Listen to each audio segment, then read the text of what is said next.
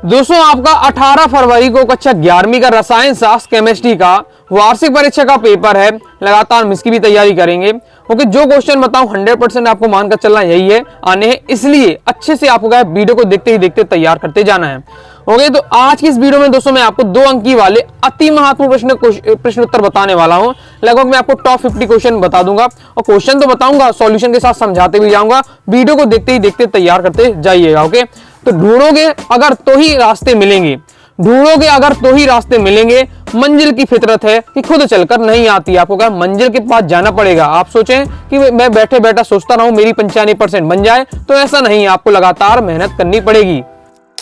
सबसे पहले दोस्तों हमारा क्वेश्चन आता है, एवोगैड्रो नियम क्या है। इंपॉर्टेंट है आपका। एवोगैड्रो नियम के अनुसार समान ताप व समान दाब पर समस्त गैसों के समान आयतन में अणुओं की संख्या क्या समान होती है। इंपॉर्टेंट है, तैयार करके रखिएगा। ओके, नेक्स्ट एवोगैड्रो संख्या इसका मान लिखिए। तो किसी पदार्थ के 1 ग्राम अणु में उपस्थित कुल अणुओं की संख्या एवोगैड्रो क्या संख्या कहलाती। कोई पदार्थ है उसकी एक ग्राम अणु लेते हैं हम, उसमें जितने भी अणुओं की संख्या होगी वही क्या एवोगैड्रो संख्या है। संख्यात्मक मान कितना होता है इसका 6.023 गुणे 10⁻23। नेक्स्ट हमारा ऑब्जेक्ट पूछ लिया जाता है एवोगैड्रो संख्या का मान। ओके, तो याद रखना है। नेक्स्ट, विलयन की मोलरता पर ताप का क्या प्रभाव पड़ता है और क्यों। तो ताप बढ़ाने पर विलयन की क्या मोलरता का मान घट जाता है। अक्सर ये क्वेश्चन पूछा जाता है कि विलयन का क्या जो ताप बढ़ा देते हैं। ओके, तो क्या हो जाता है, मोलरता पर क्या प्रभाव पड़ता है। तो ताप बढ़ाने पर जो मोलरता होती है विलयन की घट जाती है, क्योंकि ताप में परिवर्तन से विलयन का आयतन में भी क्या परिवर्तन होता है। नेक्स्ट, स्टॉक विलयन क्या है। तो स्टॉक विलयन क्या है, सिंपल है, जो अधिक सांद्रता वाला विलयन होता है उसे हम क्या स्टॉक विलयन कहते हैं। तो क्या याद रखना है, अधिक सांद्रता वाला विलयन स्टॉक विलयन कहलाता है। ओके, ये आपका क्या एक वाक्य में भी आ सकता है। ओके, नेक्स्ट है परमाणु संख्या क्या है। बिल्कुल सिंपल है। ओके, और इंपॉर्टेंट भी है। जितने क्वेश्चन एकदम सिलेक्टेड की मैंने यहाँ लिए हुए हैं और 2-2 लाइन के सभी आंसर हैं दोस्तों। तो मैं कहूंगा वीडियो को देखते ही देखते आप तैयार करते जाइएगा, ये मत करिएगा क्यों कम समय है, 10 दिन बचे हुए हैं। ओके, तो आप सोचे मैं बाद में पढ़ लूंगा, अब ये काम नहीं रह गया बाद में पढ़ने का, सीधे जो क्वेश्चन मिले एकदम माइंड में सेट कर लीजिए। तो परमाणु संख्या क्या होती है। कोई भी प्रोटॉन, कोई भी परमाणु है, कोई परमाणु के प्रोटॉन की संख्या जितनी होगी वही उसकी क्या है परमाणु संख्या कहलाएगी। या हम कह सकते हैं इलेक्ट्रॉन की जितनी संख्या होगी वही क्या है परमाणु संख्या कहलाती है। क्योंकि किसी भी परमाणु प्रोटॉन की संख्या और इलेक्ट्रॉन की संख्या क्या समान होती है, इसलिए हम कह सकते हैं परमाणु संख्या क्या है किसी भी परमाणु में उपस्थित इलेक्ट्रॉन की संख्या तो परमाणु संख्या कहलाएगी, या प्रोटॉन की संख्या परमाणु संख्या कहलाएगी। लिखना किस प्रकार से है, किसी तत्व की परमाणु संख्या उसके परमाणु के नाभिक में स्थित इकाई धनावेश यानी प्रोटॉन की संख्या या फिर नाभिक के बाहर स्थित इलेक्ट्रॉन की संख्या के बराबर होता है। ओके, तो परमाणु संख्या क्या होगी, चाहे प्रोटॉन की संख्या इक्वल टू होगा आपका इलेक्ट्रॉन की संख्या। ओके, आगे नेक्स्ट हमारा क्वेश्चन है द्रव्यमान संख्या क्या है। द्रव्यमान संख्या दोनों इंपॉर्टेंट है, परमाणु संख्या द्रव्यमान संख्या। ओके, तो आपका द्रव्यमान संख्या क्या है, द्रव्यमान संख्या परमाणु के नाभिक में उपस्थित कुल प्रोटॉन और कुल न्यूट्रॉनों की संख्या का योग है। इसे ए से प्रदर्शित करते हैं, परमाणु संख्या को जेड से प्रदर्शित करते हैं, द्रव्यमान संख्या को ए से प्रदर्शित करते हैं। तो द्रव्यमान क्या है, संख्या क्या है कि द्रव्यमान संख्या किसी भी परमाणु में उपस्थित कुल प्रोटॉन की संख्या और कुल न्यूट्रॉन की संख्या का अगर हम योग करते हैं वही हमारी क्या द्रव्यमान संख्या कहलाती है। बस इस बार से फॉर्मूला भी आप लिख दीजिएगा। ओके, और बढ़िया बॉक्स बनाकर बंद कर दीजिएगा तो कंप्लीट आपका हो जाएगा। नेक्स्ट है मेंडली की आवर्त नियम क्या है। मेंडली पे जो आवर्त नियम क्या है ये पूछा जा रहा है। तो 1769 में रूसी वैज्ञानिक मेंडलीव ने तत्वों के वर्गीकरण हेतु आवर्त नियम दिया। उनके अनुसार तत्वों का भौतिक एवं रासायनिक गुण उनके परमाणु द्रव्यमानों के आवर्ती फलन होता है। बस यही है, बस एक लाइन में मेंडलीव का आवर्त नियम क्या है, तत्वों के भौतिक एवं रासायनिक गुण उनके परमाणु द्रव्यमान के आवर्ती फलन होते हैं। याद आपको कितना रखना है। ओके, नेक्स्ट हमारा क्वेश्चन है तो प्रभावी नाभिकीय आवेश और नाभिकीय आवेश में अंतर। तो ये आपका दिया हुआ है, पर आपका प्रभावी नाभिकीय आवेश क्या है, परमाणु में बाह्यतम कोश के इलेक्ट्रॉनों पर नाभिक के द्वारा जो आकर्षण बल लगाया जाता है उसे हम क्या है नाभिकीय आवेश कहते हैं।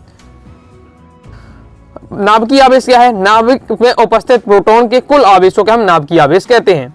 यानी क्या कहलाता है, देखिए जो परमाणु के बीच में धनावेशित है यानी प्रोटॉन है और क्या इलेक्ट्रॉन क्या है परमाणु चक्कर लगा रहे हैं, तो नाभिक द्वारा, नाभिक धनावेश है इलेक्ट्रॉन ऋणावेश है, तो नाभिक द्वारा इलेक्ट्रॉन को जो आकर्षण बल लगता है वो प्रभावी नाभिकीय आवेश कहलाता है। जबकि नाभिकीय आवेश क्या है, तो जो प्रोटॉन की जो कुल आवेश है, जो प्रोटॉन में कुल आवेश है वो आपका नाभिकीय आवेश कहलाता है।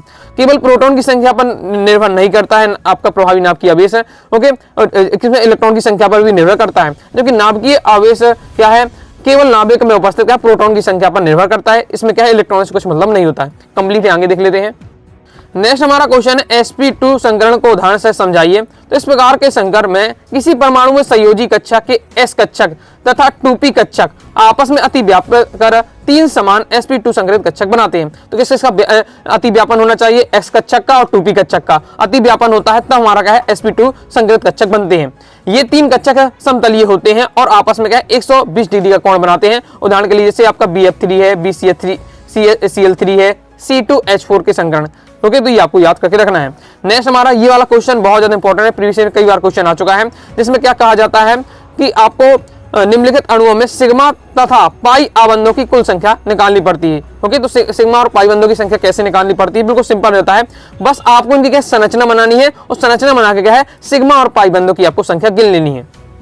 ओके, चलिए मैं आपको थोड़ा समझाता हूँ। यहाँ पर क्या है C2H2 है। ओके, इसकी संरचना बनानी है, यानी आपका आपके 2 कार्बन है। ओके, तो 2 हमने क्या ले लिया, आपके 2 हमारे यहाँ कार्बन हो जाते हैं और हमारे क्या 2H है। ओके, तो ये एक बॉन्ड से आपके जुड़ जाते हैं, क्योंकि हाइड्रोजन तो एक ही बॉन्ड से जुड़ सकता है। अब यहाँ कार्बन की संयोजकता कितनी है, 3 संयोजकता है। ओके, तो 3 कार्बन की संयोजकता नहीं, 4 संयोजकता। ओके, तो 4 संयोजकता कार्बन की, तो एक तो हाइड्रोजन से जुड़ गया और 3 इन्होंने क्या आपस में डबल बॉन्ड बना लिए, ट्रिपल बॉन्ड बना लिए। तो ये आपकी होगी संरचना किसी C2H2 की। बस ये आपकी संरचना बन गई। अब आपको सिग्मा और पाई बंध करना है। कैसे करना पड़ता है, जो सिंगल बॉन्ड है वो आपका सिग्मा और डबल बॉन्ड वाली पाई कहलाते हैं। तो 1 2 3 ये आपके क्या है सिग्मा, तो आपके 3 कितने हो जाएंगे, 3 आपके हो जाएंगे सिग्मा बंध। ओके, पाई बंध कितने हैं, तो 2 और यहां से गिनेगा, 2 यहां से भी गिनना पड़ेगा। ओके, तो हो जाएगा 2 आपके हो जाएगा पाई बंध। ओके, इस प्रकार से हो जाएगा। तो पहले वाले में क्या हो जाएगा कि 3 सिग्मा है, ओके, और 2 क्या आपके पाई आबंध है। ओके, कंप्लीट हो जाता है। सेकंड वाली संरचना भी देख लेते हैं। क्या है सेकंड वाली संरचना, C2H4 है। ओके, इसे देख लेते हैं। तो इसमें आपको क्या है 2 तो आपके कार्बन है ही है, इसके साथ ही आपको इसमें क्या है 2 आपके हाइड्रोजन जुड़े हुए हैं। इस प्रकार से इसके 4 हाइड्रोजन है, तो 2 इसको हाइड्रोजन मिल जाते हैं, 2 इसका कार्बन को हाइड्रोजन मिल जाते हैं।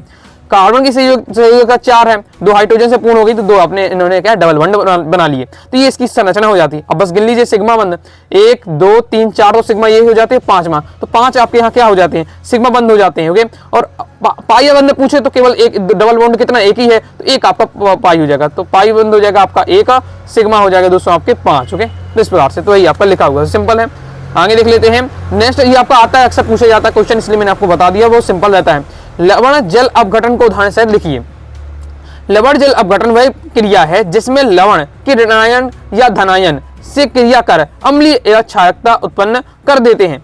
जल अपघटन क्रिया के फलस्वरूप विलयन क्या हो जाता है, अम्लीय होगा या फिर क्षारीय हो जाता है। उदाहरण के लिए जैसे सोडियम कार्बोनेट के जल अपघटन से क्या है विलयन क्या हो जाता है, क्षारीय हो जाता है। लवण जल अपघटन क्या कहलाता है, सिंपल है। लवण का कहना जल अपघटन कराना, जल अपघटन कराना, लेकिन किसी धनायन ऋणायन के जो विलयन होते हैं उनसे जब लवण क्या क्रिया करते हैं तो वो अम्लीयता या फिर क्षारकता उत्पन्न कर देते हैं। यही आपका क्या कहलाता है, जल अपघटन की क्रिया कहलाता है। और एक उदाहरण आपको याद करके रखना है। ओके, नेक्स्ट है ली-शताली के नियम, बहुत ज्यादा इंपॉर्टेंट है ली-शताली के नियम, तो इसे देख लेते हैं। तो ली-शताली के उत्कीर्णित अभिक्रिया के रासायनिक साम तथा दाब तथा सांद्रता पर पड़ने वाले प्रभाव को एक नियम के रूप में व्यक्त किया, जिसके अनुसार साम्यावस्था पर किसी भी अभिक्रिया के साम को निर्धारित करने वाले किसी कारक जैसे ताप, दाब, सांद्रता में परिवर्तन कर दिया जाए तो साम उस दिशा में अग्रसर हो जाता है जहां इस कारक में होने वाले परिवर्तन का प्रभाव नष्ट हो, अर्थात अभिक्रिया ऐसी दिशा में होने लगेगी जहां परिवर्तन के द्वारा उत्पन्न हुआ प्रभाव क्या है, नष्ट हो गया है। तो ये आपका जो इन्वर्टर कॉमा के अंदर बताइए, आपका पूरा साम ली-शताली का पूरा नियम है। ओके, बहुत ज्यादा इंपॉर्टेंट चैप्टर से आपका ये ली-शताली के नियम ही मेन आपका टॉपिक है। तो ये 2 नंबर में नॉर्मल आसानी से पूछा जा सकता है, तो इसे भी आपको क्या तैयार करके रखना है। नेक्स्ट हमारा क्वेश्चन है पेड़िक प्रभाव को समझाइए। पेड़िक प्रभाव क्या होता है, संतृप्त कार्बन श्रृंखला के छोर पर इलेक्ट्रॉन ग्राही या दाता परमाणु उपस्थित हो तब क्या होता है, सिग्मा इलेक्ट्रॉन का क्या बहाव होता है संतृप्त कार्बन श्रृंखला में, यह सिग्मा इलेक्ट्रॉन गति पेड़िक प्रभाव कहलाता है। इसी साथ हम इलेक्ट्रोपरिमाणी प्रभाव देख लेते हैं। तो इलेक्ट्रोपरिमाणी के क्या होता है, अस्थायी प्रभाव होता है। केवल आक्रमणकारी अभिकारकों की उपस्थिति में यह प्रभाव बहु आबंध बनाने वाले कार्बनिक यौगिक में प्रदर्शित होता है। इसमें आक्रमण करने वाले अभिकारक की मांग के कारण बहु आबंध से बंधित परमाणुओं में एक सहभाजित पाई इलेक्ट्रॉन युग्म का पूर्ण विस्थापन होता है। तो यह आपका दिया हुआ है इलेक्ट्रोमेरिक प्रभाव और आपका पेड़िक प्रभाव, दोनों तैयार करके रखना है। ओके, दोनों की ये परिभाषा आ सकती है 2 नंबर में, ओके, या फिर एक साथ पूछ लिया जा सकता है, या इनमें अंतर आ सकता है, अंतर भी आगे आपको बता दूंगा। ओके, मूल क्या है? परमाणु, अणुओं तथा आयनों आदि की संख्या को ज्ञात करने के लिए रासायनिक जिस इकाई का प्रयोग करते हैं उसे मोल कहते हैं। सिंपल, जैसे हम दूध को नापते हैं, लिक्विड वाली चीजों को नापते हैं तो क्या लीटर में नापते हैं। ओके, बाहर किसी भी सामान को नापते हैं हम, ओके, तो हम क्या किलोग्राम में नापते हैं। सबके लिए ओके, दूरी को नापते हैं किलोमीटर में नापते हैं, तो सबके लिए जब क्या इकाई बनाई गई है नापने के लिए, इसी प्रकार से अगर हमें परमाणु, अणुओं, आयनों की संख्या ज्ञात करने के लिए क्या किया जाता है, इकाई बनाई गई है जिसे हम क्या कहते हैं? मोल कहते हैं। ओके, नेक्स्ट आगे देख लेते हैं, मोलरता किसे कहते हैं? किसी विलयन के 1 लीटर आयतन में उपस्थित विलय के मोलों की संख्या उस विलयन की मोलरता कहलाती है। इसे क्या है? कैपिटल एम से प्रदर्शित करते हैं। मोलरता, नॉर्मलता, फॉर्मलता, पार्ट्स पर मिलियन, ये वाली टॉपिक आपका है, आप क्लास 12 तक पहुंच जाएंगे, आपको यही आपको मिलने वाले हैं विलयन वाले चैप्टर, जो आपका यहाँ फर्स्ट चैप्टर है क्लास 12 में। ओके, नेक्स्ट है गुणित अनुपात का नियम, इंपॉर्टेंट है, ये भी आ चुका है आपका, एकदम सभी सिलेक्टेड है जो आपके प्रीवियस ईयर में आ चुके हैं, उनको भी पूरा लिया गया है। ओके, तो गुणित अनुपात का नियम का प्रतिबंध क्या 1803 में जॉन डाल्टन ने किया था। इस नियम के अनुसार जब 2 तत्व परस्पर सहयोग करते हैं, 2 या 2 से अधिक यौगिक बनाते हैं, तब एक तत्व की भिन्न भिन्न मात्राएं जो दूसरे तत्व के निश्चित द्रव्यमान से सहयोग करती हैं, परस्पर एक क्या है? गुणित अनुपात में होती हैं। तो इसे आपको अच्छे से तैयार कर लीजिएगा। नेक्स्ट, स्थिर अनुपात का नियम। स्थिर अनुपात के नियम के अनुसार प्रत्येक रासायनिक यौगिक में उसके अवयवी तत्व भारानुसार सदैव एक निश्चित अनुपात में होते हैं, पाए जाते हैं, चाहे वह किसी भी विधि से प्राप्त किए गए हों। जैसे एग्जाम्पल के लिए हम बात करते हैं, H2 है, जैसे आपका जल हो जाता है। ओके, H2 है जैसे, तो अब ये जल है, जल H2 है, तो आप कहीं से भी प्राप्त करें। ओके, चाहे आपका है हैंडपंप का पानी ले, चाहे आपके कुएं का पानी ले, कहीं से भी आप तालाब का पानी ले, कहीं से भी समुद्र का पानी ले, यहाँ जल का जो फॉर्मूला होगा H2 ही होगा। तो वही बताया जा रहा है, प्रत्येक रासायनिक यौगिक में उसके अवयवी तत्व भारानुसार सदैव एक निश्चित अनुपात में होते हैं। तो यहाँ जल का जो हाइड्रोजन में अनुपात कितना है? 2 अणु रहते हैं। ओके, और ऑक्सीजन कितने अणु रहते हैं? 1 अणु रहता है। H2 का मतलब यही है कि हाइड्रोजन के 2 परमाणु और आपके ऑक्सीजन के 1 परमाणु, यही आपका अनुपात रहता है। ओके, मतलब 2:1 में पाया जाता है। ओके, हाइड्रोजन ऑक्सीजन, तो बस यही अनुपात हर जगह एक सा रहने वाला है। तो प्रत्येक रासायनिक यौगिक में उसके अवयवी तत्व भारानुसार सदैव एक निश्चित अनुपात में होते हैं, चाहे वह यौगिक किसी भी विधि से प्राप्त किए हो गए, चाहे आपकी कुएं का पानी लें, चाहे आपके वाष्पीकरण से पानी को प्राप्त करें। ओके, चाहे नल का पानी लें, कहीं से भी ले पानी का आपका जो रेशियो रहेगा हाइड्रोजन का 2 रहेगा और ऑक्सीजन का ही रहेगा। तो यही बताया जा रहा है, यही कहलाता है स्थिर अनुपात का नियम। ओके, इस नियम के से स्पष्ट है कि प्रत्येक यौगिक का रासायनिक संगठन निश्चित होता है, जो इस यौगिक को बनाने की विधि या स्रोत पर निर्भर नहीं करता है कि आप कहां से ले रहे पानी। ओके, स्रोत पर उस पर निर्भर नहीं करता। मैंने आपको यह पानी का एग्जाम्पल लेकर उस चीज को समझाया। ओके, तैयार करके रखिएगा। कैथोड किरणों के गुण लिखिए। तो कैथोड किरणें लगभग क्या है? प्रकाश के वेग में सीधी चलती हैं। दूसरा, ये किरणें कैथोड पृष्ठ पर लंबा दिशा में गमन करती हैं। एनोड के गुण क्या है? ये किरणें हमेशा सीधी रेखा में चलती हैं और इन किरणों पर वेग क्या है? कैथोड किरणों से क्या कम होता है। ओके, तैयार करके रखना है। लाइक और शेयर ठोक लीजिए, महाकाल का दबा के लाइक और शेयर ठोक लीजिए। पूरा साल मेहनत करता हूं आपके लिए बेटा, ऐसा नहीं चलेगा, ऐसा नहीं चलेगा। आगे और देख लेते हैं, इलेक्ट्रॉन लब्धि इंथैल्पी को परिभाषित कीजिए। तो किसी उदासीन विलगित गैसीय परमाणु की बाह्य कक्षा में एक अतिरिक्त इलेक्ट्रॉन ग्रहण करने के पर मुक्त ऊर्जा की मात्रा को इलेक्ट्रॉन लब्धि कहते हैं। ओके, कोई भी परमाणु है, जैसे कोई भी परमाणु है, अगर वो इलेक्ट्रॉन ग्रहण कर लेता, अपनी बाह्य कक्षा में इलेक्ट्रॉन लेता है, तो इलेक्ट्रॉन लेने के लिए उसे कुछ ना कुछ ऊर्जा त्यागनी पड़ेगी। वही क्या होगी? जो मुक्त ऊर्जा की होती है वही हमारे इलेक्ट्रॉन लब्धि इंथैल्पी कहलाती है। बस इस बात से थोड़ा याद रखना है। एक ही वर्ग में उपस्थित तत्वों के भौतिक रासायनिक गुणधर्म समान के होते हैं। वार्षिक परीक्षा में कई बार आपकी आ चुका है। ओके, त्रैमासिक अर्धवार्षिक में भी आया है बहुत बार क्वेश्चन। तो क्या होता है? ऊर्ध्वाधर वर्ग में तत्वों का इलेक्ट्रॉनिक विन्यास समान होता है और इनके बाह्यतम कोश में क्या है? इलेक्ट्रॉनों की संख्या भी समान होती है।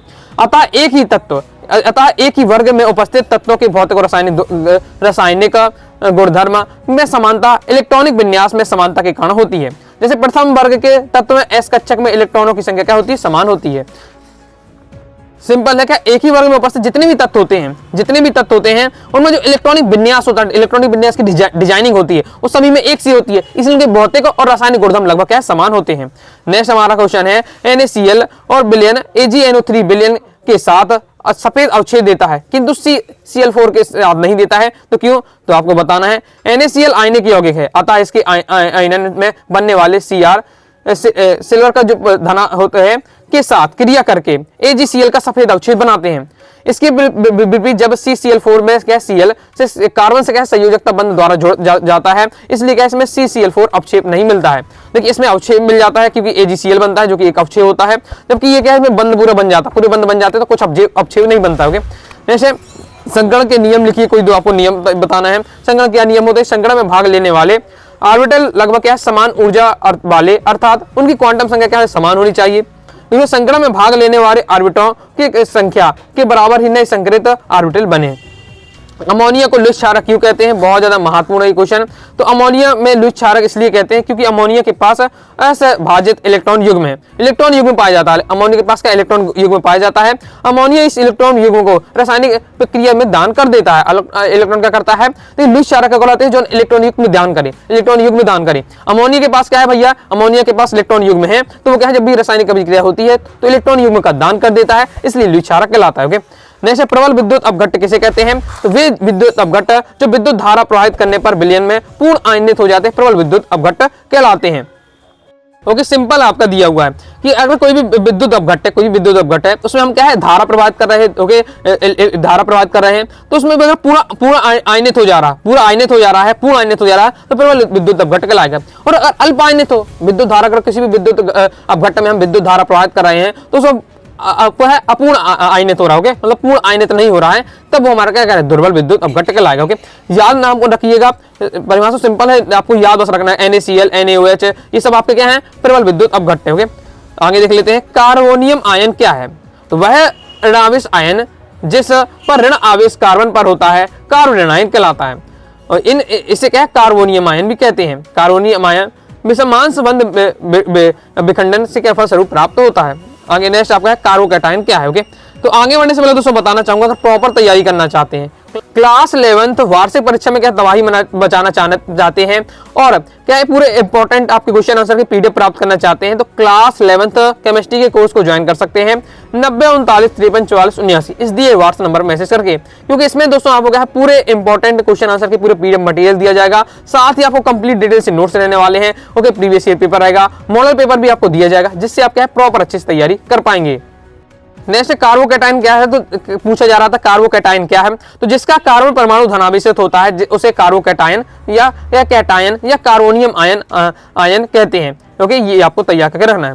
नेक्स्ट द्रव अविनाशिता का नियम इंपॉर्टेंट है और बहुत ज्यादा आसान भी है। ओके, पढ़ते ही आपको समझ में आ जाएगा क्या है कि द्रव अविनाशिता का नियम या द्रव्यमान संरक्षण का नियम, दोनों एक ही नाम है। ठीक है, द्रव अविनाशिता, अविनाशिता यानी जिसे विनाश न किया जाए, द्रव्य यानी पदार्थ को कभी विनाश न किया जाए। ओके, उसके नाम में ही राज छुपा हुआ है। द्रव्यमान संरक्षण का नियम यानी द्रव्यमान यहाँ क्या है, सुरक्षित रहता है। किस प्रकार से नियम क्या है, किसी भी रासायनिक अभिक्रिया में भाग लेने वाले पदार्थों की मात्राओं का योग रासायनिक क्रिया से बनने वाले पदार्थों की मात्रा के योग के बराबर होता है।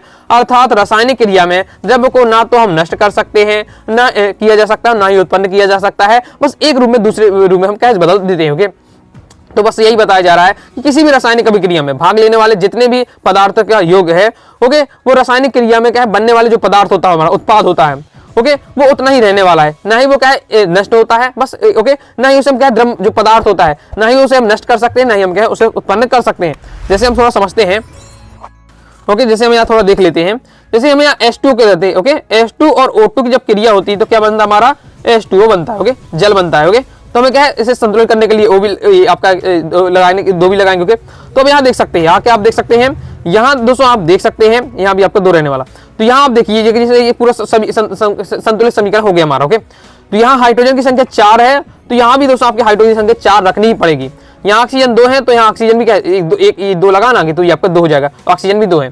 तो इस प्रकार से इसलिए आपका द्रव्यमान अविनाशिता के नियम के कारण ही या द्रव्यमान संरक्षण के नियम के कारण हम क्या है जो हमारी रासायनिक समीकरण होते हैं हम क्या हमेशा क्या संतुलित करते हैं। ओके, तो आगे देख लेते हैं, क्योंकि क्या कहता है कि जो आपका हाइड्रोजन अगर यहाँ 4 अणु लिए तो यहाँ भी 4 होंगे, 2 लिए तो 2 होंगे, इस प्रकार से। ओके, अब नेक्स्ट है गैलुसेक का गैसीय आयतन संबंधी नियम, तो इसे भी आपको देख लेना, तैयार कर लेना है कि जब गैस परस्पर सहयोग करती हैं तो उनके आयतनों में एक सरल अनुपात होता है। यदि उनके सहयोग से बना हुआ पदार्थ भी गैस हो तो उनका आयतन भी क्रियाकारी गैसों के आयतन के सरल अनुपात में होता है, जबकि सभी आयतन एक ही ताप पर दाब के लिए जाते हैं। ओके, नेक्स्ट आपको तैयार कर लेना है सार्थक अंकों की संख्या, बहुत ज्यादा इंपॉर्टेंट है, ऑब्जेक्ट में अक्सर पूछा जाता है या फिर 2 नंबर में से आ सकता है। जैसे मैंने आपको क्वेश्चन यहाँ बता रहा हूँ कि आपको सार्थक पूछ लिया जा सकता है कि सार्थक अंकों की संख्या बताइए। ओके, पॉइंट के बाद जितने जीरो उनका महत्व नहीं रहता है, उनके पॉइंट वाले जो आगे नंबर होते हैं उनका महत्व रहता है। ओके, तो ये आपका क्या होगा, इसमें क्या है 3 सार्थक आपके अंक हो जाएंगे। यहाँ बात करें यहाँ पॉइंट ही नहीं है तो पूरे मेन नंबर है तो 4 है तो 4 सार्थक अंक हो जाएंगे। और इसके बहुत प्रकार के नियम है, एक बार आप अलग से सीख लीजिएगा। आप कहेंगे मुझसे तो मैं आपकी अलग से वीडियो बना दूंगा, शॉर्ट में आपको समझा दूंगा। ओके, नेक्स्ट हमारा क्वेश्चन है H2O और NaCl के मोलर द्रव्यमान का परिकलन कीजिए। बस मोलर द्रव्यमान आपको निकालना है इनका, या मोलर द्रव्यमान या आणविक द्रव्यमान कहा जाए। तो ये कितने किस प्रकार से निकलेगा, देखिए दो गुणे हो जाएगा हाइड्रोजन परमाणु, क्योंकि हाइड्रोजन परमाणु 2 है। ओके, ऑक्सीजन कितना, एक ही है तो एक ही हो जाएगा। ओके, 2 गुणे हाइड्रोजन परमाणु द्रव्यमान कितना होता है, 1, ऑक्सीजन का परमाणु 16, तो जगह 2 गुणे 1 यानी 2, ये 16 और 2 क्या हो जाएगा 18 हो जाएगा, तो 18 AMU हो जाएगा। NaCl कैसी प्रकार से निकालें, तो Na का आपका सोडियम का परमाणु द्रव्यमान और आपका क्लोरीन का परमाणु द्रव्यमान, सोडियम का परमाणु द्रव्यमान 23 है, क्लोरीन का परमाणु द्रव्यमान 35.5 होता है, जोड़ेंगे तो आपका 58 AMU आ जाएगा। ये अभी आपको शॉर्ट में थोड़ा समझाया जा रहा है, आगे 12th में इसका बहुत ज्यादा यूज होता है, डायरेक्ट आपको निकाल के रखना पड़ेगा। ओके, इसलिए सीख के रखिएगा। ओके, प्रकाश की द्वैतीय प्रकृति का सिद्धांत क्या है, ये भी आप 12th में अच्छे डिटेल से पढ़ेंगे। क्या है कि द्वैतीय प्रकृति कहता है, क्या कहता है कि डी ब्रोगली के अनुसार प्रकाश अन्य विद्युत चुंबकीय विकिरणों में दोहरी प्रकृति का समान ही यह पदार्थ में तरंग और कण दोनों ही होता है। मतलब जो प्रकाश जो चलता है, तो डी ब्रोगली करते हैं प्रकाश चलता है वो कण की भांति भी चलता है और तरंग की भांति भी चलता है। ओके, दोनों गुण प्रदर्शित करता है, इसलिए द्वैतीय प्रकृति कहते हैं। द्वैतीय प्रकृति यानी दो नेचर दिखा रहा है, जो कण की भांति भी देखो प्रकाश चलता है और क्या है तरंग की भांति प्रकाश चलता है, इसलिए इसे क्या है प्रकाश की द्वैतीय प्रकृति कहते हैं, दोहरी प्रकृति कहते हैं। हुंड का नियम बहुत ज्यादा महत्वपूर्ण क्वेश्चन है, प्रीवियस ईयर में कई बार आ चुका है। हुंड का नियम, किसी भी उपकोषों में समस्त कक्षकों में इलेक्ट्रॉनों के जोड़े तब तक नहीं बनते हैं जब तक क्या है किसी भी उपकोष में समस्त कक्षाओं में एक इलेक्ट्रॉन नहीं चला जाता। जब आप क्या है इलेक्ट्रॉन भरते हैं, ओके, जिस प्रकार से आप यहाँ इलेक्ट्रॉन भरते हैं, जैसे पी का है, पी कक्षा के आपका तो कितने होते हैं 1 2 3 4 1 2 3 4 5, हाँ 5 होते हैं आपके। ओके, तो इसमें जब आप इलेक्ट्रॉन भरेंगे तो आपको है पहले ऐसा नहीं, दो एक कक्षक में दो इलेक्ट्रॉन भर सकते हैं, लेकिन ऐसा नहीं कि आप इस टाइप से भरें, ऐसे नहीं भरना पड़ता। ओके, किस प्रकार से भरना पड़ता है, इसका तरीका आपका किस प्रकार से रहता है 1 2 3 4 5। ओके, तो पहले सबको एक एक देना पड़ेगा, सबको पहले एक एक देना पड़ेगा। अगर बच रहा है इलेक्ट्रॉन तब दूसरे को आप देना स्टार्ट करोगे। तो इस टाइप से वही बताया जा रहा है कि इलेक्ट्रॉन के जोड़े तब तक नहीं बनते जब तक कि उपकोष में समस्त कक्षक है, समस्त कक्षकों में हमारे जितने भी कक्षा है सबको पहले हमें एक एक इलेक्ट्रॉन बांटना पड़ेगा। ओके, फिर इस आंशिक रूप से भरे हुए कक्षकों को एकांकी इलेक्ट्रॉन नए युग्मों के साथ इस प्रकार जोड़े बनाते हैं। दोनों इलेक्ट्रॉनों का क्या चक्र स्पिन विपरीत दिशा में होता है। तो मैंने तो आपका पहली लाइन में आपको बताया जा रहा है हुंड का नियम, अच्छे से आपको तैयार करना है, लिख लिख कर एक बार प्रैक्टिस कर लीजिएगा, तैयार हो जाएगा। आयनन एंथैल्पी क्या है, तो गैसीय अवस्था में किसी तत्व के एक विलगित परमाणु से एक इलेक्ट्रॉन को बाहर निकलने में जितनी ऊर्जा की आवश्यकता होती है उसे उस तत्व की आयनन एंथैल्पी कहते हैं। ओके, क्या बताया जा रहा है, देखिए आयनन एंथैल्पी वह है कि कोई भी अगर परमाणु से एक इलेक्ट्रॉन बाहर निकलना है, एक बार बाहर निकालने के लिए हमें क्या कुछ ना कुछ ऊर्जा देनी पड़ेगी, उसे गर्म करना पड़ेगा किसी भी रूप में, ओके, विद्युत देनी पड़ेगी, कुछ भी तरीके से हम क्या है उसे ताप ऊर्जा देंगे तो इलेक्ट्रॉन क्या बाहर निकल जाएगा। ओके, एक इलेक्ट्रॉन बाहर निकल जाएगा। तो एक इलेक्ट्रॉन बाहर निकालने के लिए जितनी हमें ऊर्जा देनी पड़ेगी वही हमारी क्या है आयनन ऊर्जा या आयनन एंथैल्पी कहलाता है। ओके, बहुत ज्यादा ये छोटे छोटे टर्म है, ओके, कंफ्यूजन भी करते हैं, तो अच्छे से एकदम समझ के रखिएगा माइंड में। ओके, तो नेक्स्ट है क्लोरीन की अपेक्षा फ्लोरीन की इलेक्ट्रॉन बंधुता कम की होती है। तो फ्लोरीन परमाणु की त्रिज्या क्या बहुत छोटी है, इलेक्ट्रॉन घनत्व क्या बहुत उच्च होने का, अब छोटा सा है जो परमाणु त्रिज्या फ्लोरीन की, तो अब इलेक्ट्रॉन ये लोग पास पास रहेंगे तो इसका इलेक्ट्रॉन घनत्व भी बहुत ज्यादा होता है। तो फ्लोरीन में परमाणु इलेक्ट्रॉन ग्रहण करने की ऊर्जा की दृष्टि से क्लोरीन परमाणु की तुलना में क्या है कम अनुकूल होता है। मतलब इलेक्ट्रॉन, अब फ्लोरीन के पास वैसे ही बहुत ज्यादा घनत्व है इलेक्ट्रॉनों का, तो इतनी आसानी से इलेक्ट्रॉन नहीं ले पाता है, जबकि जो क्लोरीन है वो थोड़ा बड़ा है और त्रिज्या बड़ी है, तो क्या कम जगह उसके पास स्पेस ज्यादा है, तो और क्या है इलेक्ट्रॉन ले लेता है, इसलिए क्या क्लोरीन की अपेक्षा फ्लोरीन की ऋण बंधुता क्या कम होती है। ओके, नेक्स्ट आपके आयनिक बंध को प्रभावित करने वाले कारक पूछे जा रहे हैं। तो आयनन ऊर्जा होता है, ऋण बंधुता होता है, तो इसे आपको तैयार कर लेना है। ओके, PCl5 में किस प्रकार का संकरण पाया जाता है, तो sp3d संकरण आपको पाया जाता है। ओके, क्योंकि और इसमें संरचना किस प्रकार से बनती है, तो कोणीय द्विपिरामिड संरचना बनती है। ओके, तो ये आपका रहने वाला है। नेक्स्ट इंपॉर्टेंट आपका संयुग्मी क्षार और आपका संयुग्मी अम्ल क्षार युग्म क्या है, तो अम्ल क्षार युग्म जिसमें एक प्रोटॉन का अंतर होता है संयुग्मी अम्ल क्षार युग्म कहलाता है, अथवा एक अम्ल और एक क्षार जो केवल एक प्रोटॉन में उपस्थित या अनुपस्थित से भिन्न है होते हैं संयुग्मी अम्ल क्षार कहलाते हैं। हेनी का नियम समझाइए, बहुत ज्यादा इंपॉर्टेंट है। तो किसी निश्चित ताप पर विलायक की निश्चित मात्रा में मिले गैसों की मात्रा विलयन के ऊपर गैस के दाब के समानुपाती होती है। हेनी का नियम भी आपका है 12th में विलयन चैप्टर में पढ़ेंगे। तो हेनी का नियम कहता क्या है कि आप जितना ज्यादा दाब बढ़ाते जाएंगे गैस की द्रव्यलीनता बढ़ती जाएगी। जैसे आपके जो कोको कोला ये पेप्सी वगैरह आती हैं, तो आपने देखा कि इसमें कार्बन डाइऑक्साइड गैस होती है, तो इस गैस में क्या है, द्रव में क्या है, द्रव में क्या है, लिक्विड में गैस कैसे भरी जाती है, तो बहुत ज्यादा दाब दिया जाता है। जितना ज्यादा आप दाब बढ़ाते जाएंगे गैस की द्रव मिलता बढ़ती जाएगी, यानी गैस क्या है, द्रव में मिलती जाएगी। तो वही बताया जा रहा है कि निश्चित ताप पर विलायक की निश्चित मात्रा मिले गैस की मात्रा के ऊपर गैस की दाब के क्या समानुपाती होती है। ओके, नेक्स्ट हमारा आ जाता है निम्नलिखित संरचना को लिखना है आपको। यहाँ आपको क्या है 2 क्लोरोहेक्सेन की और पेंट 4 इन 2 ऑल की आपको संरचना बनानी है। चलिए मैं आपको यहाँ बताता हूँ किस प्रकार से बनने वाला है 2 क्लोरोहेक्सेन। देखिए पहले तो आपको हेक्सेन लिखा हुआ है। हेक्सेन यानी क्या लिखा हुआ है, आपका होता है एथ मैथ प्रोप पेंट हेक्स। तो हेक्स यानी 6 कार्बन, पेंट यानी 5 कार्बन, इस प्रकार से आपको याद रखना है। ओके, ब्यूट यानी 4 कार्बन। तो यहाँ हेक्स है तो आपके कितने कार्बन होने वाले हैं, तो यहाँ आपके दोस्तों आपके पास रहने वाले हैं 6 कार्बन। ओके, तो अब यहाँ हम सबको दे देते हैं 6 कार्बन लिख लेते हैं, 3 4 5 6 हमने कार्बन लिख लिए। 2 क्लोरो यानी दूसरे नंबर पर क्लोरीन है। अगर हम नामकरण करते तो पहला, दूसरा, तीसरा, चौथा, पांचवा, छठवां इसे नामकरण करते हैं। उसने कहा कि दूसरे कार्बन 2 क्लोरो यानी दूसरे कार्बन का क्लोरीन जोड़ दिया है, बस इतना हमारा काम हो जाता है। अब लेकिन हमारी ये संरचना बन जाती है, लेकिन कार्बन की संयोजकता 4 है, तो 4 संयोजकता पूर्ण करें, तो सबकी हमें पूरी करनी है। ओके, तो हमें सबको हाइड्रोजन देकर पूरी कर सकते हैं यहाँ। ओके, तो एक तो इससे बॉन्ड से ये सभी जुड़ जाते हैं, तो एक 3 यहाँ मिल जाता है, इस वाली कंप्लीट हो जाती है। 2 इसने यहाँ से जुड़ गया, एक यहाँ से जुड़ गया, तो एक हाइड्रोजन इससे मिलना चाहिए। ओके, अब इनकी बात करते हैं हम।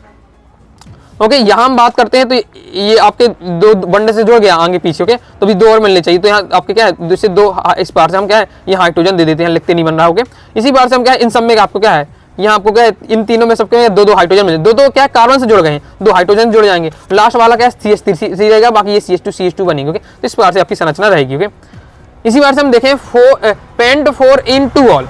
तो पेंट लिखा, पेंट यानी क्या है, पेंट यानी टी शर्ट पेंट वाला नहीं है, या पेंट यानी है 5 कार्बन वाला। ओके, तो 1 2 3 4 5 आपके ये 5 कार्बन हो गए पेंट। ओके, अब क्या है 4 इन यानी होता है डबल बॉन्ड, 4 यानी चौथे कार्बन पर डबल बॉन्ड है, तो यहाँ से आपका है चौथा कार्बन लिख 1 2 3 4, तो ये आपका चौथा कार्बन हो जाता है, इस पर आपको क्या है डबल बॉन्ड बनाना है।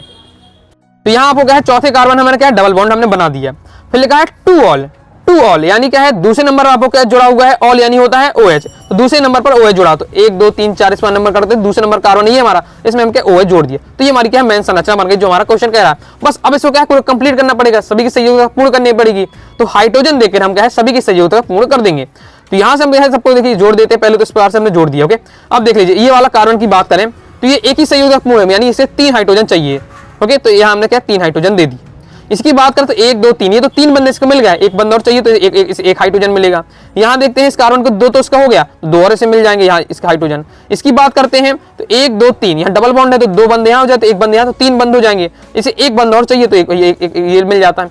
लास्ट वाले कार्बन की बात करें तो 2 यहाँ बंद मिल गए हैं, 2 और इसे चाहिए तो 2 और दे देते हैं। ओके, इस प्रकार से आपका हो जाएगा, तो ये आपकी संरचना रहने वाली है। इस प्रकार से यहाँ बताया भी जा रहा है। आई होप आप समझ गए होंगे, मैंने शॉर्ट में आपको क्या है चीजें थोड़ा समझाने का प्रयास किया है। चलिए और क्वेश्चन देखते हैं, लगातार क्वेश्चन प्रैक्टिस करिए। मैं एक ही वीडियो में आपको पूरा तैयार करके पूरी तैयारी आपकी करवा दूंगा। ओके, एक आपकी 2 नंबर वाली, एक देख लीजिएगा 3 नंबर वाली, 4 नंबर वाली, बस 2 से 3 वीडियो देखिए, अच्छे से देख लीजिए, समझ लीजिए, बस आपकी क्या कंप्लीट तैयारी हो जाएगी। यानी आप क्या 3 घंटे अगर पूरे देख लेते तीनों वीडियो, कंप्लीट आपकी तैयारी। तो मैं ऐसे पूरा विचार में उसलिए क्या ध्यान से आप पढ़ते जाइए, समझते जाइएगा, सभी क्वेश्चन को आपको तैयार करना है। ओके, सीमांत अभिकारक क्या है, तो सीमांत अभिकारक पूछा जा चुका है कई बार, तो वे अभिकारक जो अभिक्रिया में कम मात्रा में उपस्थित होते हैं तथा उत्पादन की मात्रा को सीमित करते सीमांत अभिकर्मक या अभिकारक कहलाते हैं। तो ऐसे ही अभिकर्मक या अभिकारक होते हैं जो कहें कि अभिक्रिया में उपस्थित होंगे लेकिन बहुत कम मात्रा में उपस्थित होंगे, और इनका काम क्या होता है कि जो उत्पाद प्राप्त हो रहा है उत्पाद ज्यादा ना मिल पाए, उत्पाद को क्या है कम कर देते हैं, इसलिए सीमांत अभिकारक कहते हैं। सीमांत यानी को सीमा लगा देते हैं, क्या उत्पाद जो बन रहा है उसको सीमा लगा देते हैं कि भैया इससे ज्यादा उत्पाद नहीं बनेगा, ये आपके सीमांत अभिकारक कहलाते हैं। 2 लाइन में जितना आपको लिखना है उस हिसाब से आंसर दिया होगा। ओके, नेक्स्ट आपको तैयार करके रखना है, अणु सूत्र से क्या समझते हैं, किसी पदार्थ के अणु सूत्र और मूलानुपाती सूत्र में क्या संबंध होता है। ओके, तो वह रासायनिक सूत्र जो यौगिक के एक अणु में उपस्थित विभिन्न तत्वों के परमाणुओं की वास्तविक संख्या को प्रदर्शित करता है अणु सूत्र कहलाता है। यह किसी यौगिक का क्या है मूलानुपाती सूत्र अथवा इसका क्या सरल गुणांक होता है। यानी मूलानुपाती सूत्र होता है उसमें क्या है उसका गुणांक क्या होता है आपका अणु सूत्र कहलाता है। तो यहाँ वही आपका फॉर्मूला है अणु सूत्र इक्वल टू मूलानुपाती सूत्र गुणा n एक का आपको पूर्ण संख्या है। ओके, पूर्णांक संख्या है। नेक्स्ट अब मूलानुपाती सूत्र, यानी दोनों यहाँ से एक नई क्वेश्चन आपका बन सकता है, मूलानुपाती सूत्र या अणु सूत्र, दोनों आपको तैयार करके रखना है। तो मूलानुपाती सूत्र आपका क्या कहलाता है, वह रासायनिक सूत्र जो यौगिक के अणु में उपस्थित विभिन्न तत्वों के परमाणु संख्या का सरलता अनुपात को प्रदर्शित करता है। यानी हमें मूलानुपाती सूत्र बताता है कि कोई किसी भी तत्व में किस किस किस चीज के कितने तत्व क्या है, परमाणु की संख्या है, किसी तत्व के कितने परमाणु हैं, उनका हमें अनुपात बताता है, वो मूलानुपाती सूत्र कहलाता है। जैसे ग्लूकोज है तो C6H12O6 है, मूलानुपाती सूत्र लिखेंगे तो यहाँ पर क्या है, ओके, अनुपात क्या है, तो कार्बन यहाँ 1 अनुपात होगा, हाइड्रोजन 2 अनुपात में और आपका ऑक्सीजन 1 अनुपात में रहेगा। ओके, इस टाइप से।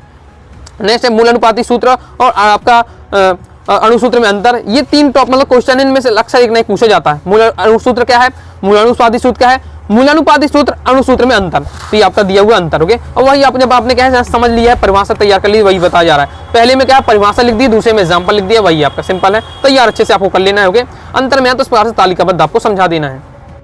आगे इस प्रकार से भी आपका क्वेश्चन पेपर में आ चुका है कई बार, जिसमें आपको क्या दिया जाएगा, परमाणु संख्या Z बता दी जाएगी, परमाणु द्रव्यमान बता दिया जाएगा, फिर आपको प्रतीक बताना। तो ये तो आपको सीधे याद होना चाहिए। सब क्लोरीन आपका ये Z17 है, तो Z17 यानी परमाणु संख्या 17 है, तो ये पता है क्लोरीन की होती है, तो बता दिया। ओके, Z4 है यानी परमाणु संख्या किसकी होती है, बेरिलियम की 4 होती है, 4 बता दी इस प्रकार से। नेक्स्ट 10, 18, 24 ये परमाणु क्रमांक है, तो इनका इलेक्ट्रॉनिक विन्यास और प्रतीक बताना। तो पहले इलेक्ट्रॉनिक विन्यास तो बन जाएगा, लेकिन अब पहले से आपको पता होगा 10 किसकी होती है, नियोन की, 18 आर्गन की, 24 क्रोमियम की, तभी आप इसे लिख पाएंगे। तो ये तो आपको थोड़ा फैक्ट वाला क्वेश्चन है जो आपको पहले से तैयार होना चाहिए। आयनन विभाव क्या होता है, तो आयनन विभाव को तैयार करके रखना है, ये इंपॉर्टेंट है आपका। ओके, परमाणु त्रिज्या को समझाइए, तो परमाणु त्रिज्या के कम ही आपका आता है, लेकिन एक बार पढ़ के रखना है। ओके, ऑब्जेक्ट में पूछा जा सकता है। इसके बाद जो आपका नेक्स्ट इंपॉर्टेंट है आपका आवंधित आणविक कक्षक और प्रतिबंधित आणविक कक्षक में, ये भी कम इंपॉर्टेंट है, तो इसे भी आपको एक बार नजर देख के रखना है। ओके, फिर नेक्स्ट आपका है अनुनाद। ओके, तो अनुनाद क्या होता है कि अनुनाद जब किसी अणु को केवल एक ही संरचना द्वारा पूर्ण रूप से प्रदर्शित न किया जा सके, बल्कि अणु अभिलाक्षी गुणों की व्याख्या 2 या 2 से अधिक विभिन्न संरचनाओं द्वारा की जाए, तो अणु को इस संरचनाओं को अनुनादी संकर कहा जाता है तथा इस गुण को अनुनाद कहलाता है। ओके, और जब भी अनुनाद का जब सूत्र के आता है तो इस प्रकार का साइन लगाते हो, ये वाला इस प्रकार का इसमें साइन लगता है। ओके, लुईस अम्ल क्या होता है, तो वे अणु, आयन या मूलक जिसके केंद्रीय परमाणु में अपना अष्टक पूर्ण करने के लिए एकांकी इलेक्ट्रॉन युग्म की आवश्यकता होती है, लुईस अम्ल कहलाते हैं। मतलब लुईस अम्ल में क्या होता है, जो परमाणु होता है वो मतलब आपका एकांकी इलेक्ट्रॉन युग्म लेता है, उसे आवश्यकता होती है तो वो लेता है। यानी आपको माइंड में रखना है कि जो परमाणु एकांकी इलेक्ट्रॉन युग्म ले वो आपका कहलाता है लुईस अम्ल। लुईस क्षार का कहलाता है जो एकांकी इलेक्ट्रॉन युग्म दे, यानी एकांकी इलेक्ट्रॉन युग्म का दान करे वो लुईस क्षार, जो एकांकी इलेक्ट्रॉन युग्म ले वो आपका लुईस अम्ल कहलाता है। इस बार से याद रखिएगा, आपका कंप्लीट हो जाएगा। ओके, योगात्मक अभिक्रिया क्या है, तो योगात्मक अभिक्रिया मुख्यतः असंतत हाइड्रोकार्बन द्वारा प्रदर्शित होती है, जिसमें 2 अणु आपस में सहयोग करके एक अणु बनाते हैं। सिंपल है, योगात्मक क्रिया यानी 2 अणु मिलकर योग कर जाए, योग का नहीं मिलना, 2 अणु मिलकर क्या एक अणु का निर्माण करें, योगात्मक अभिक्रिया। ओके, नेक्स्ट विलोपन अभिक्रिया है, तो विलोपन अभिक्रिया किसमें विलोप हो जाता है, किसका विलोपन अभिक्रिया 2 या 2 से अधिक अणु परमाणु कार्बनिक यौगिक से बाहर निकल जाते हैं। ओके, इसमें क्या होता है आपका किसी न चीज का आपका विलोप होता है, यहाँ आपका क्या है जल निकल गया है आपका। ओके, तो यहाँ OH का आपका विलोप हो जाता है इस टाइप से। ओके, तो ये आपका दिया हुआ है, तो इसे आपको अच्छे से तैयार कर लेना है। तो इस प्रकार से दोस्तों मैंने कंप्लीट आपके 2 अंक वाले जो भी इंपॉर्टेंट है सभी आपको कवर करा दिए हैं। सभी क्वेश्चन तैयार कर लीजिए, 2 नंबर की आपको अच्छी तैयारी हो जाएगी। बाकी दोस्तों प्रॉपर तैयारी करना चाहते हैं 90 39 53 40 79 दिए व्हाट्सएप में मैसेज करके आप क्या है पूरा PDF मटेरियल प्राप्त कर लीजिए, तो आपको क्या पढ़ने में आसानी होगी, पूरे नोट्स मिल जाएगा, साथ ही प्रीवियस पेपर मॉडल पेपर मिल जाएगा, तो अच्छी तैयारी दोस्तों आपकी हो जाएगी। तो वीडियो पसंद आए वीडियो लाइक करके सब्सक्राइब जरूर कर दीजिएगा, साथ ही दोस्तों टेलीग्राम चैनल व्हाट्सएप चैनल को ज्वाइन कर लीजिएगा। कोई दोस्तों डाउट होता है कमेंट बॉक्स में आप जरूर पूछ लीजिएगा।